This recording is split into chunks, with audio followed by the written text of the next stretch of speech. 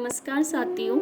आज मैं आपको डॉक्टर प्रेमलता यदु की लिखी कहानी जस्ट अ नंबर सुना रही हूँ, जिसमें एक महिला अपने शौक अपने सपने छोड़कर पूरा टाइम अपने घर परिवार और बच्चों के लिए अपने आप को पूर्ण समर्पित कर देती है। आइए सुनते हैं यह कहानी।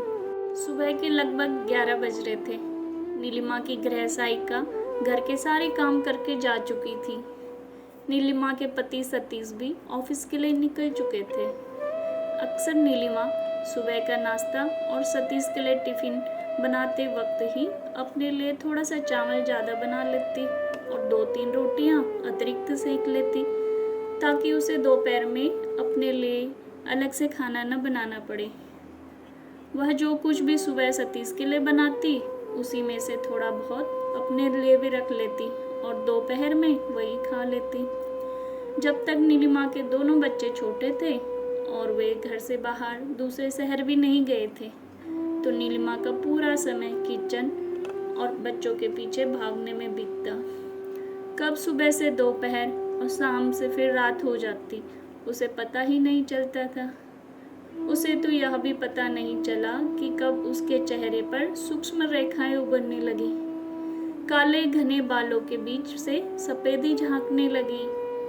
कब उसने अपने जीवन का अर्धशतक पार कर लिए और कब वह अपने जीवन के गृहस्थी रूपी रथ में सबके साथ होते हुए भी अकेली रह गई। हर रोज की तरह आज भी नीलिमा अपने रोजमर्रा के सारे काम निपटाकर गैलरी में आकर बैठ गई।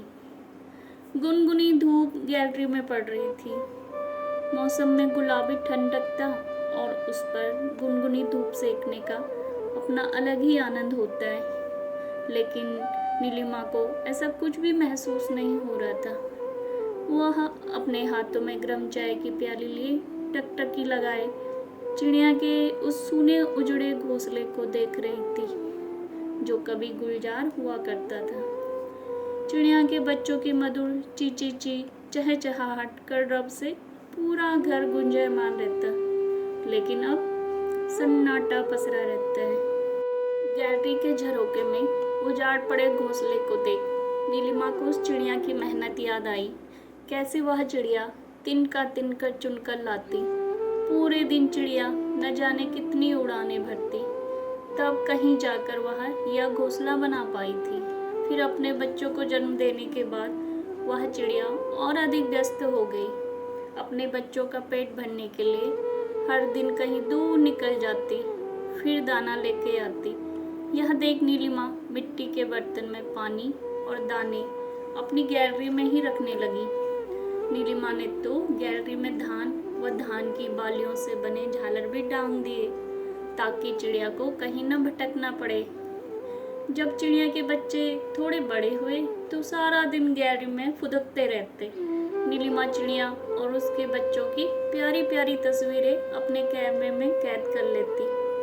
यही वक्त था जब नीलिमा दोबारा अपने शौक को जीने लगी थी। स्कूल के समय से ही नीलिमा को वाइल्ड लाइफ फोटोग्राफी और सोलो ट्रैवलिंग का बहुत शौक था, लेकिन शादी, घर गृहस्थी और फिर बच्चों की जिम्मेदारियों में नीलिमा कुछ इस तरह से उलझी कि वह स्वयं और उसके शौक कब कहाँ कैसे गुम हो गए वह जान ही नहीं पाई। नीलिमा अपने ही विचारों में खोई हुई थी। उसे वह हृदय विदारक दृश्य अब तक याद है, जब चिड़िया के बच्चों के पंख को परवाज मिल गया और वे सभी घोंसला छोड़कर पंख पसारे आसमान छूने उड़ गए। चिड़िया अपने बनाए घोंसले में बच्चों के बिना तन्हा रह गई। उस रोज चिड़िया सारा दिन पूरी रात घोंसले के आसपास ही मंडराती रही, लेकिन चिड़िया जिस दर्द से गुजर रही थी, नीलिमा का दिल उस वेदना को महसूस कर रहा था, क्योंकि वह भी अपने घर में अपने बच्चों के बिना खुद को नितांत अकेला महसूस कर रही थी।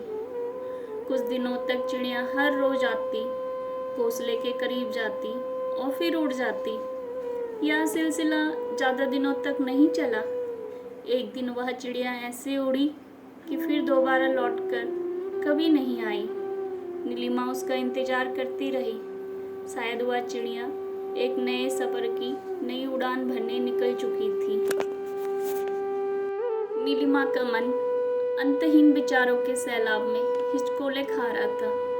उस चिड़िया का दर्द नीलिमा को स्वयं के अकेलेपन के दर्द का एहसास करा रहा था। नीलिमा की आंखें भर आई और उसकी आंख का गर्म पानी उसके गालों को भिगोने लगा। अचानक नीलिमा की आंख खुली, उसके मोबाइल की घंटी बजी।